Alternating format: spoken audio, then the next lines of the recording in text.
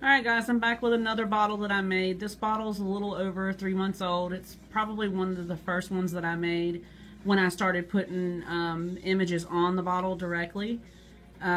This bottle means a lot to me.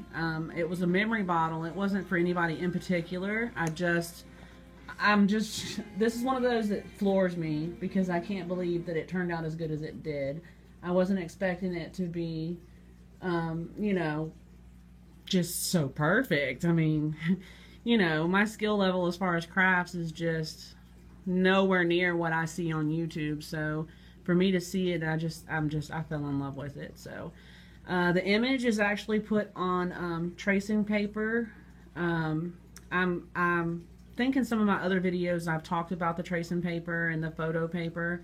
This was not put on photo paper. It was directly painted onto the tracing paper.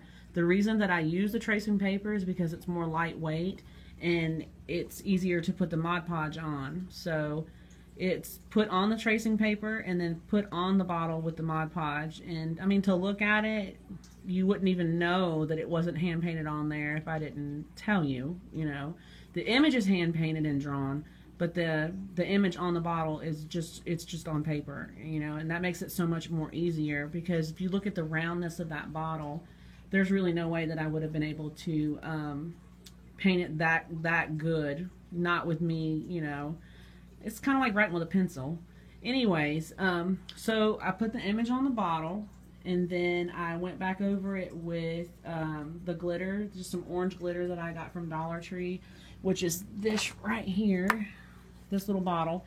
You have a 3-pack over there for $1, and it's really, really fine glitter, but this isn't the shade I used. Obviously, it was a copper color, so I put the glitter around her while the Mod Podge was still wet. This on the top is just a piece of costume jewelry. I thought it was fitting for the quote that's on the bottle. It all kind of went together. The stone that's in the center up here just came out of the costume jewelry, as well as the pearls that are up on the very, very top. The bottle itself is painted with chalk paint that you can get at Hobby Lobby. I think I've showed it in another video. It's just a chalk paint. I think I have it right here, actually. This is not the shade, but this is the paint, and it's pretty cheap. I think I paid $2.49 for this at Hobby Lobby, and it works really good on glass. Another tip, and I think I've said this before, you want to wash all of your bottles with hot soapy water to get the labels off. Then rub it with alcohol. Rubbing alcohol, put it in a spray bottle. Get one of those travel bottles from Walmart. Spray it really good. Wipe it off with paper towels or air dry it, whichever. And then it'll help the paint stick a lot better to it. The ribbon on top came from Dollar Tree. They have a slew of this over in their craft section, and it's a pretty good bit for $1. I mean, it doesn't have the wire in it, but it still kind of hangs out, And then on the back of it, I used just that jute twine.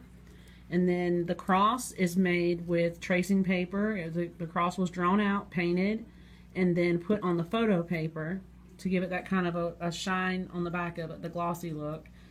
Let's see. And then the feather, same thing. The feather was made with the tracing paper, and then it was transferred over onto the photo paper.